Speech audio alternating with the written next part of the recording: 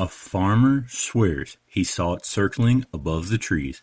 Another claimed it snatched livestock in the dead of night, with glowing eyes, razor-sharp claws, and a scream that could freeze your blood. The Snallygaster has haunted the mountains of Maryland and Appalachia for generations. But what if this legend is hiding something else?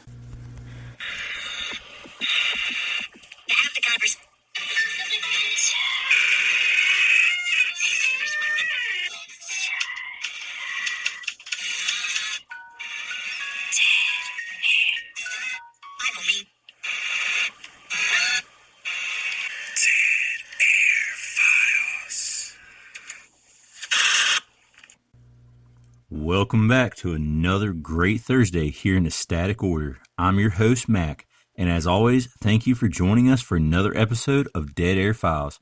We hope you've had a fantastic week, and hopefully none of you have crossed paths with any witches looking to put a curse on you like our subject from last week's episode. It's been a rainy, gray, and downright dreary around here lately, so wherever you're listening from, we hope the weather's a little kinder than that and you're ready for tonight's exciting and fascinating episode. Whether you're listening on your morning commute, winding down after a long day, or joining us from somewhere deep in the Appalachian hills, we're glad you're here. So settle in, Deadheads, because tonight we're diving into one of the strangest and most enduring cryptid legends ever to emerge from the mountains. A creature whose very name is enough to send a chill down your spine. The Snallygaster.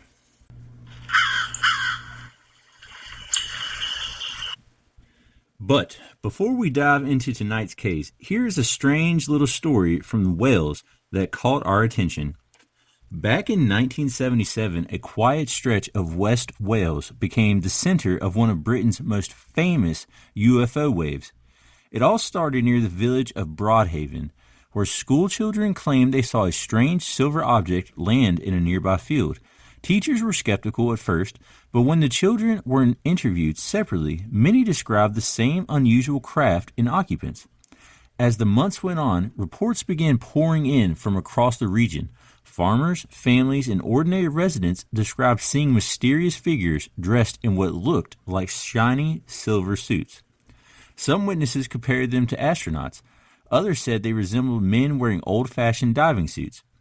One witness reported encountering a silent figure standing in a field. Another claimed to have seen a strange craft hovering over the countryside before vanishing without a sound.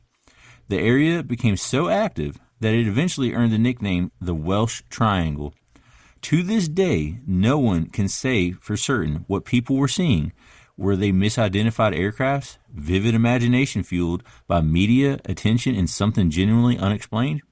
Whatever the answer, the Broadhaven sightings remain one of the most intriguing UFO flaps the British history has ever produced, and proof that sometimes the strangest stories come from the quietest places.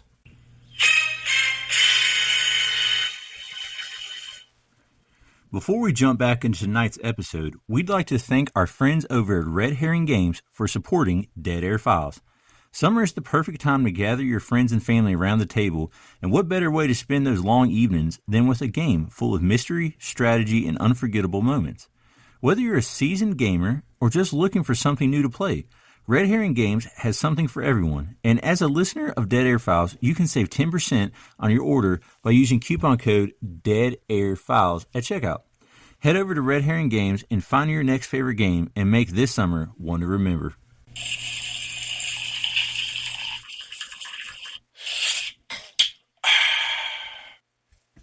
And finally, before we continue tonight's episode, we'd like to thank our sponsor and friends at Merlin Munchies Coffee Company. With over 30 flavors to choose from, there's something for every coffee lover out there. From rich single-origin coffees to their signature fantastical blends, Merlin Munchies brings a little magic to every cup. Best of all, when you place an order, your beans are roasted fresh and shipped directly to your door, ensuring every brew is as fresh as possible. If you're looking for the perfect companion for your morning routine, late night research session, or your next Dead Air Files binge, Merlin Munchies has you covered.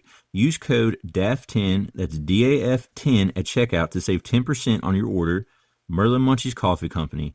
Put a little magic back in your morning or night. All right, now I believe it's time to hear all about the Snallygaster. So make sure you guys are holding your drink snug, pull up your blanket, and prepare yourself for Dead Air Files. The Snallygaster legend is rooted in northern reaches of Appalachia, specifically the Appalachian foothills and valleys of western Maryland, around Frederick County, Middletown Valley, and South Mountain.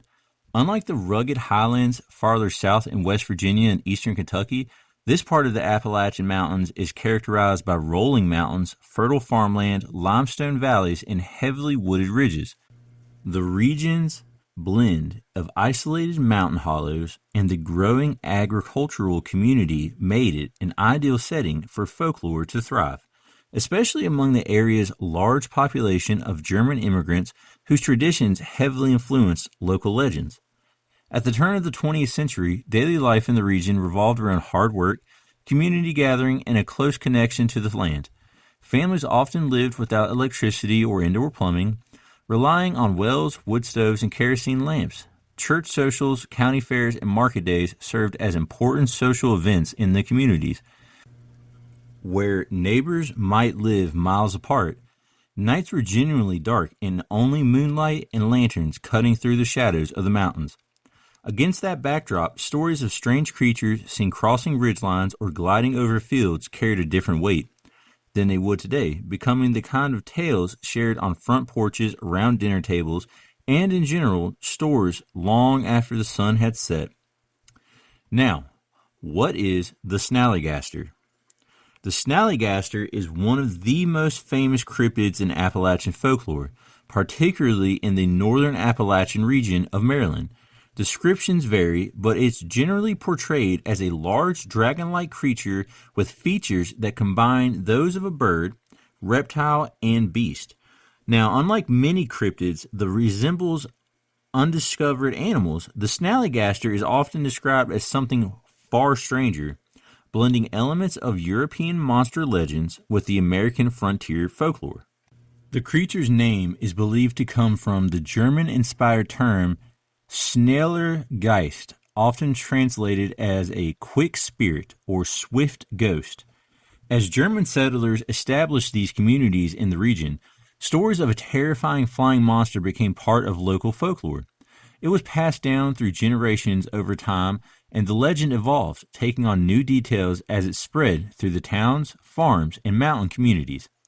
And of course, today the Snallygaster occupies a very unique place in cryptid history. It stands somewhere between a dragon, a supernatural being, and classic Appalachian monster tale. Whether viewed as folklore, a misunderstood animal, or something more mysterious, the Snallygaster remains one of the most enduring legends to ever emerge from the mountains and valleys of Maryland. Now, let's talk about the most famous accounts and newspaper articles to do with the Snallygaster. So the first wave of reports started around February 12th, 1909. And our very first account takes place likely just before this date. When the first article was published on the Snallygaster, an unnamed man working on a brick-burning kiln near Cumberland allegedly saw the Snallygaster cooling its wings near the kiln before it awoke and then flew away with a terrifying scream. And from there, the story exploded when the Middletown Valley Register published a front-page account claiming a terrifying winged creature had been seen heading towards Frederick County. Witness described an enormous flying beast with steel-like claws, a pointed beak, and an eerie scream. This article ignited weeks of reports across Maryland and neighboring states in what would soon become the biggest wave of Snallygaster reports ever. And honestly, I love how this legend is rooted with fact that someone was told this and ran with it in a newspaper. So it's something you could genuinely search up. But at the same time, this legend is so vague. The person that first seen this beast has never been named, but we know whereabouts of when they seen it because you know that it was a brick burning kiln in Cumberland. And just imagining seeing something laying there, cooling its wings on the kiln, and then flying away, and then this godforsaken scream. Like, I can only imagine the fear that put in this person. And, I'm sure that's part of the reason that fear spread through this town so quickly. Now, it is worth noting that some of these original 1909 articles do include racist language and themes common to sensational newspapers of the period. While we'll focus on the creature itself, it is important to recognize that part of the legend's early publication was shaped by social attitudes of the time. So the original February 12, 1909 Middletown Valley Register article is in the public domain, but complete scans are pretty difficult to access online. So the best we could find was a short excerpt well under the copyright limits that captures the tone, and it goes like this. Quote, "The colored people are in great danger. A monster with enormous wings, a long pointed bill, claws like steel hooks, and one eye in the center of its forehead." End quote. And another often cited line that describes this creature comes from the very first eyewitness who actually was identified in the newspapers. This man's name was James Harding. Although the papers never reveal exactly when or where he encountered this creature, his account appeared during the first wave of Snallygaster reports, published in February 1909, as we've mentioned. And Harding described a monstrous flying beast with enormous wings, steel-like claws, a long pointed beak, a single eye in the center of its forehead, and the famous line, quote, "It had a shrill screech like a locomotive whistle," end quote. So, of course, within days, additional accounts continued to pour in over the Snallygaster. Farmers, travelers, and townsfolk claimed encounters with the mysterious creature, and one of the most shocking stories to involve the Snallygaster was actually a man named Bill Gifferson, whose alleged encounter became one of the darkest tales associated with this beast. According to the newspaper, the creature carried him away, piercing his neck with its beak, drained his blood, and then dropped his body from a hillside. It became one of the defining and most gruesome stories attached to the legend, and creating the headline that fueled public panic and cemented the monster's place in Appalachian folklore forever. And I do want to say real quickly, take a step back from the cryptid and folklore to touch on a serious topic. As far as the story here with Bill Gifferson, whether it was a Snallygaster or not, who is, that's up for debate. But I have, in my research, seen a lot of people claiming that this was just a way for people to continue to use their hate and segregate people further and target people of the black community. This is the only story that I've ever found with a cryptid where there's an actual, genuine creature tied to the death of this person. I mean, whether it was the beak of the Snallygaster or somebody viciously attacking this man, the point is he did perish, and it was tragic. And it's just a reminder that a lot of these stories do have dark ties like this, and there's always something darker behind these stories that produce these things, almost as a warning. And it seems to be that the Snallygaster is a reminder of the segregation that early Appalachia faced long ago.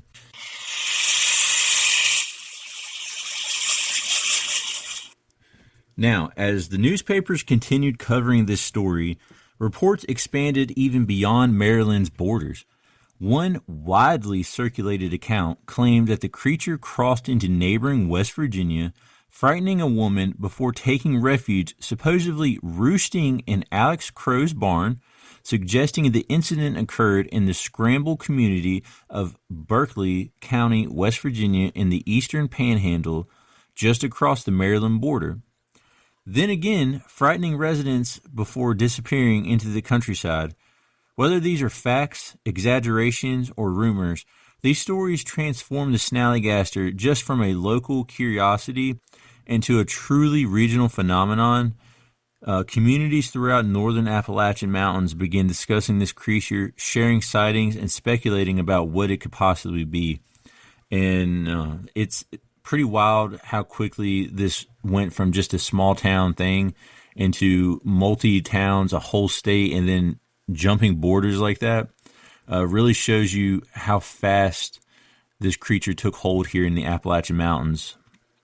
And this next piece right here is truly one of my favorite pieces of lore to do with the Snallygaster because it has to do with one of my favorite people in history. So if things weren't already interesting enough, as newspapers continued printing increasingly dramatic stories, rumors spread that the Smithsonian Institute had actually offered a reward for the creature's hide. Reports even claimed that one of my personal favorite people amongst history, President Theodore Roosevelt, considered delaying his African safari just to stay behind and hunt the beast himself. Now, of course, it's important to note Roosevelt never actually wrote about the Snallygaster in his letters, memoirs, or even his safari journals, and there were no verified interviews or speeches that mention it. But Roosevelt connection here is still something that remains one of the most fascinating pieces to the larger puzzle and is a perfect example, again, of just how famous the Snallygaster had become. So now we're going to jump into 1932. And by the early 30s, as interesting as the Snallygaster was, it had actually largely faded for almost 2 decades out of the press and out of people's minds. And 20 years had passed since this creature had dominated newspaper headlines. So for many people, the legend had become little more than just a curious piece of local folklore, and the monster that once sparked fear and speculation across western Maryland seemed destined to remain a relic of the past. But that's when things change. In 1932, reports began to surface once again. Several motorists traveling near Braddock Heights in the slopes of Catoctin Mountains claimed to have seen a large winged creature moving through the night sky. Unlike the sensational newspaper frenzy of 1909, these accounts emerged in a very different era, one with automobiles, improved roads, and a public that was far more skeptical of monster stories. Yet again, the reports were striking enough to attract attention and revive discussion of Maryland's most famous cryptid. The renewed sightings breathed new life into the legend, reminding residents that the old stories had never completely disappeared. While the 1932 reports never reached the fever pitch of the original wave, they demonstrated the staying power of the Snallygaster. More than 20 years after its first appearance in the public imagination, people were still claiming to encounter something strange in the mountains and valleys where the legend was born. And I gotta say, that would be one terrifying thing to see on your night drive. Just a giant winged creature flying overhead, screeching and screaming. Whew, that'd be one hell of a way to end the night. And speaking of ending the night, I have one final thought in conclusion before we close the case on the Snallygaster. Unlike Mothman or Bigfoot, the Snallygaster hasn't generated a consistent stream of modern reports. Most sightings after 1932 resurgence are isolated accounts shared by hikers, hunters, and local explorers exploring the mountains of western Maryland and the surrounding Appalachian region. One of the more frequently discussed modern claims actually surfaced back in 2018 when hikers reported describing seeing a massive winged creature gliding above the ridgelines, and according to the story, the creature emitted an unusual screech and appeared far larger than any bird they were familiar with. As with many modern cryptid reports, no photographs or physical evidence were obtained, leaving the accounts firmly in the realm of eyewitness testimony. While the lack of evidence makes it impossible to verify these encounters, it is worth considering how quickly unexpected moments can unfold in the field. During one of our own trips to the old railroad trestle backing Abingdon, a steam locomotive suddenly appeared, Even though we were actively exploring the area and carrying cameras and other equipment, the train was on us before we ever had time to properly react, pull our phones out, get our cameras up, and by the time we recognized what was happening and attempted to get our equipment ready, the moment had largely passed and the train was further down the tracks and out of sight. So, it's just a reminder that not every unusual sighting occurs under ideal conditions. Out in the Appalachian woods, visibility is often very limited by dense tree cover, steep terrain, and thick brush. And of course, narrow viewing corridors between ridges and trees leave hunters scanning for deer, or a hiker focused on a trail may only have a few seconds at best to observe something moving overhead before it disappears behind the canopy. In those circumstances, it's very easy to understand how someone could catch a glimpse of a large airborne object, struggle to identify exactly what they saw, and never have an opportunity to capture a photograph. That doesn't prove the existence of the Snallygaster, but it does help explain why so many sightings occur without the kind of evidence people expect in the age of smartphones. So, in the end, regardless of what the Snallygaster really is, it is one thing I know for certain, and that is that this story isn't going anywhere anytime soon here in Appalachia.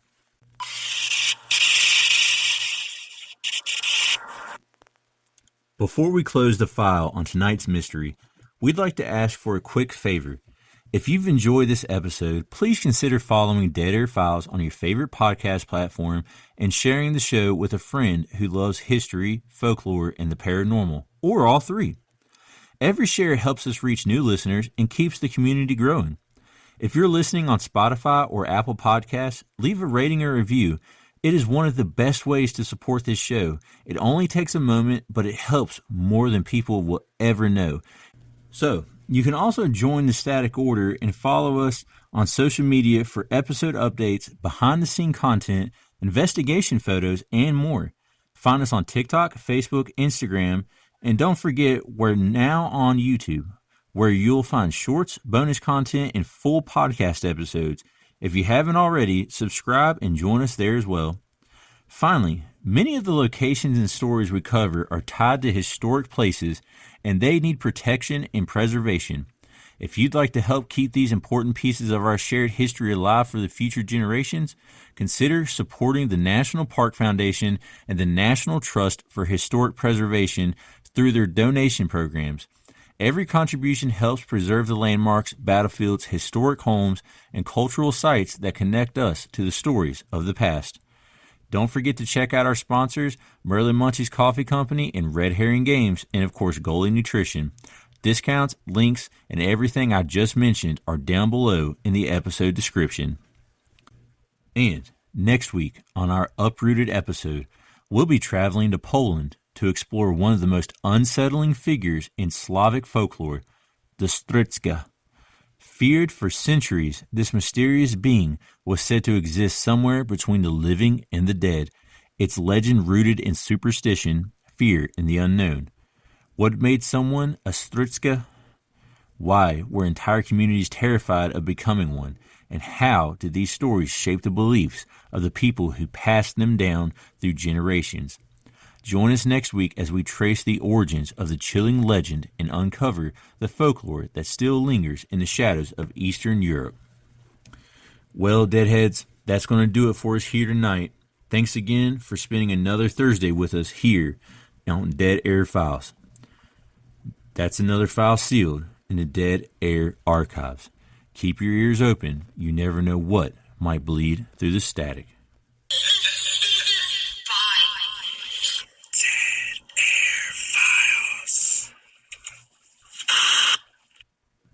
Supposedly roosted in Alex Crowley's Alex Crowley.